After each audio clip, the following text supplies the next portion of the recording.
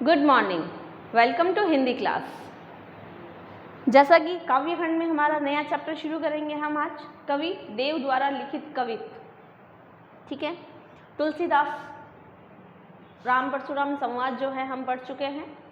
अब काव्य खंड में तीसरा चैप्टर है हमारा कवि देव। इनके कवित्व हैं लिखे हुए, सवैये जो छंद होते हैं, एक छंद का प्रकार है। कवित्व और सवैये क्या होते हैं? छंदों के प्रकार होते हैं। तो ये कवित्व एक छंद है। ठीक है, कवित्व शैली में लिखा गया है कवि देव के काव्य। जीवन परिचय देखते हैं सबसे पहले।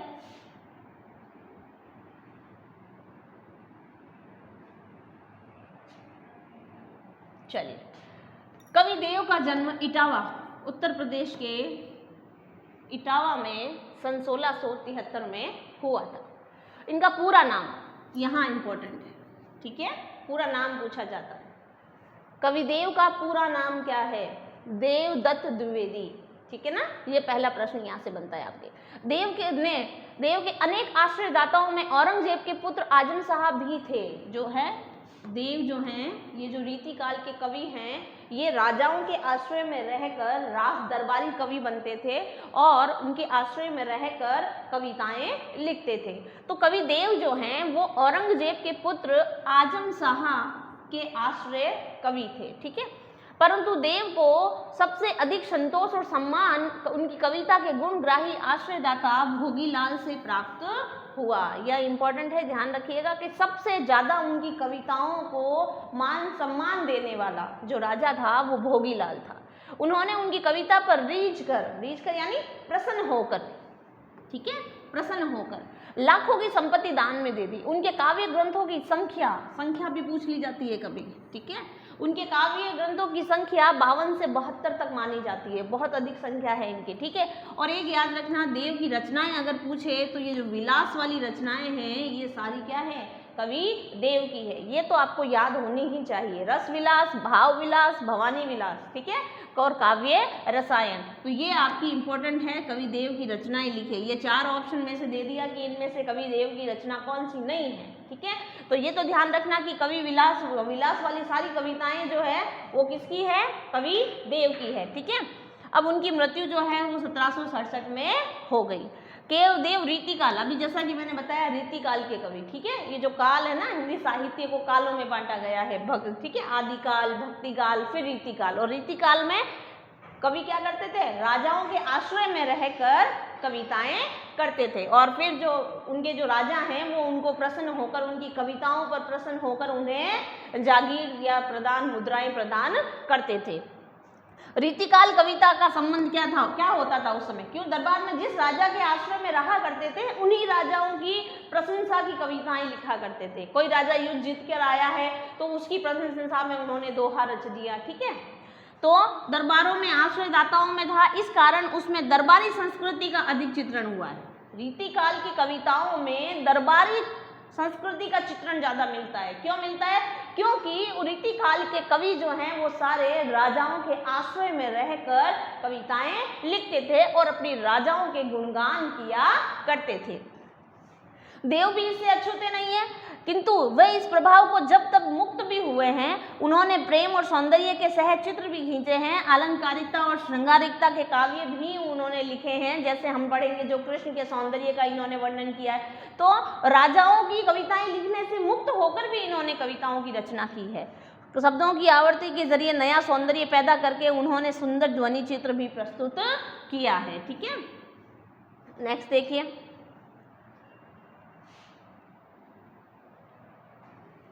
यहाँ संकलित जो हमारे कवित्व और सवैये हैं, मैंने पहले ही बताया कवित्व और सवैये क्या होता है? छंद के प्रकार होते हैं। ठीक है, एक और जहाँ रूप सौंदर्य का अलंकारिक चित्रण मिलता है, रूप सौंदर्य का वर्णन किया है श्री कृष्ण के, और वही दूसरी ओर प्रेम और प्रकृति के प्रति कवि के भावों की अंतरंग अभिव्यक्ति हुई। यानी प्राकृतिक दृश्य को एक मानवीय गुणों से, बसंत ऋतु आया है उस ऋतु को शिशु के रूप में व्यक्त कर देना, मानवीकरण अलंकार का वर्णन किया है। पहले सवैये में हम क्या पढ़ेंगे? कृष्ण के राजसी रूप सौंदर्य का वर्णन किया। जैसे कृष्ण राजसी वेशभूषा में रहते हैं ना, उसका वर्णन किया है, जिसमें उस युग के सामंती वैभव भी झलकता है। यानी उनका पहनना, उनका चलना फिरना, उन सब का वर्णन किया है। दूसरे कवित्व में पहला सवैया है, दूसरा कवित्व है। दूसरे कवित्व में वसंत को बालक के रूप में प्रस्तुत किया है। वसंत कौन? वसंत ऋतु जो आती है, ठीक है, उस वसंत ऋतु को एक बालक के रूप में दिखाकर प्रकृति के साथ नए रागात्मक संबंध की अभिव्यक्ति हुई है। यानी उस बालक को प्राकृतिक रूप में शिशु रूप बनाकर हमारे सामने व्यक्त किया है। तीसरे कवित्व में पूर्णिमा की चांद तारों से भरे आकाश की आभा का वर्णन किया। यानी पूर्णिमा की जो रात्रि होती है वो जगमगाती है। पूर्णिमा पूर्ण चंद्रमा जब होता है उसमें उस आकाश में चांद तारों से भरा हुआ आकाश कितना सुंदर नजर आता है, वो उन्होंने अपने इस कवित्व में दर्शाया है। चांदनी रात की कांति, कांति होती है चमक, क्या होती है? चमक।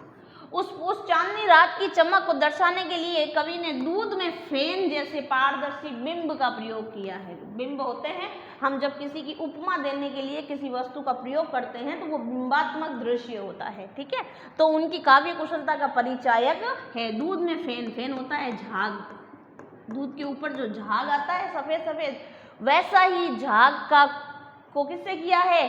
चांदनी रात की जो चमक है उसको दूध के झाग के समान बताकर यहाँ अपने काव्य में उसका वर्णन किया है, ठीक है।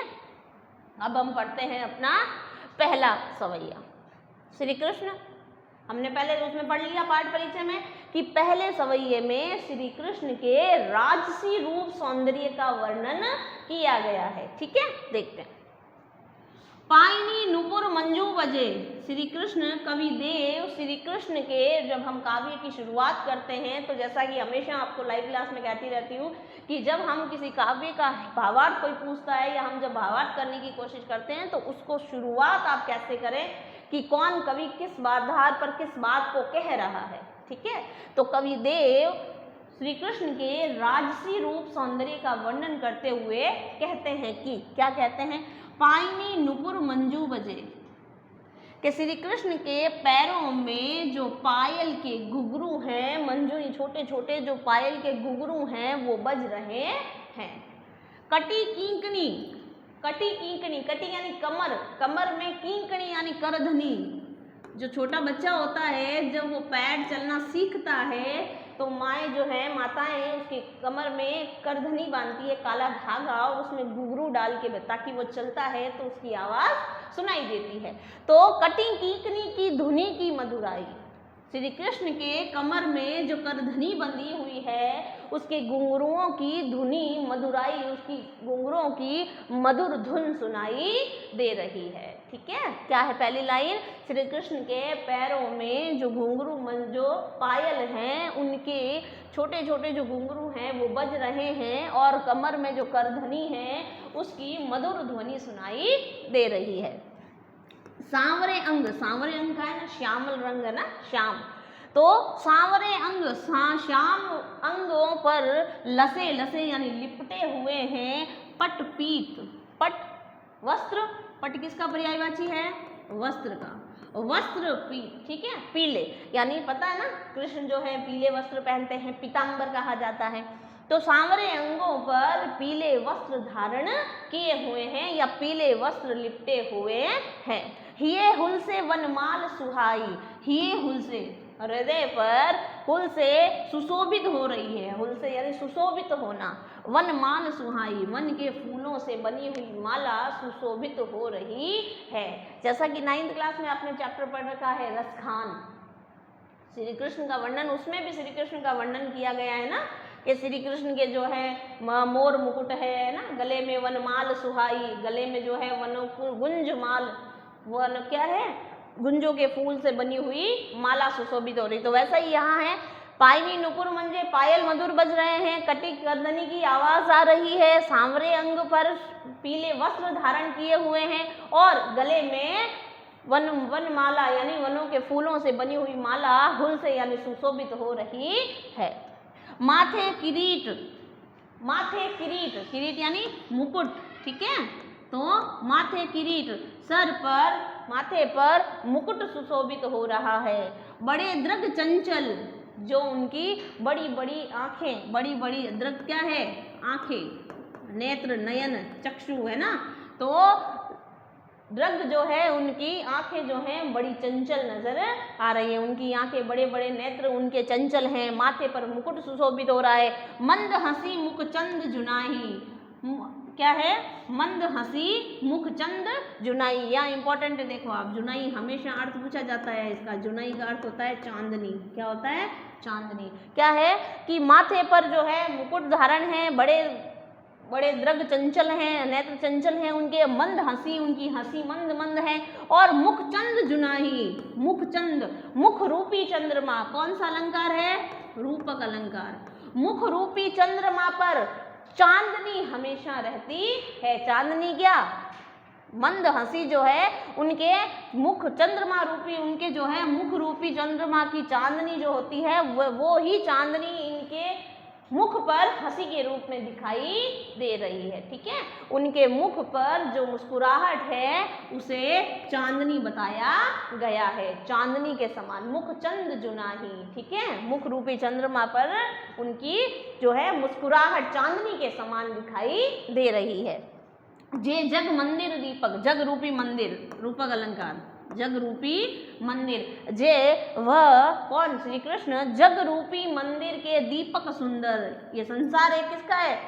एक संसार मंदिर के समान है। जिस प्रकार मंदिर में एक दीपक प्रज्वलित होता है तो पूरे मंदिर को रोशन कर देता है, ठीक है, चारों तरफ अपनी आभा फैला देता है, उसी प्रकार ये जो संसार है ये पूरा एक मंदिर के समान है। और उस मंदिर को रोशन करने वाले, इस संसार को चलाने वाले या रोशन करने वाले कौन है? दीपक, श्री कृष्ण। तो यहाँ पर जो है दीपक किसके लिए आया है? श्री कृष्ण के लिए। ठीक है, तो जे जग मंदिर दीपक सुंदर, वह श्री कृष्ण इस जग रूपी मंदिर के दीपक के समान सुशोभित हो रहे हैं। श्री ब्रज दूल्हा देव सहाई, देव कहते हैं कि हे ब्रज के दूल्हे। यहाँ पर प्रश्न बनता है कि ब्रज का दूल्हा किसे कहा गया है? श्री कृष्ण को, कि हे ब्रज के दूल्हे श्री कृष्ण सहाई, यानी हमारे सहायक होना, यानी हमें हमारी हमेशा सहायता करना। ठीक है, तो इंपॉर्टेंट चीज है, देखो, मुखचंद जुनाई, जुनाई किसे कहा गया? चांदनी को।